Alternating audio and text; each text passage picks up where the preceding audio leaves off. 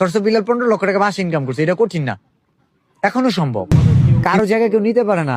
Content creator grow হইতেছে। এখন আমাদের শেরপুর জেলায় মিনিমাম 100 কন্টেন্ট ক্রিয়েটর মাসে আর্নিং করে। যদি বাংলাদেশে সবাই ফুটবল খেলা শুরু করে, ক্রিকেট খেলা শুরু করে, আপনি কি মনে করেন মেসি, নেইমার, CR7 এদের জনপ্রিয়তা কমবে? কারণ যুদ্ধটা তো তাদের সাথে তাদের খেলা। আর্জেন্টিনাতে অনেক ভালো ভালো খেলোয়াড় আসবে, এতে করে মেসির কি কোনো সমস্যা হবে?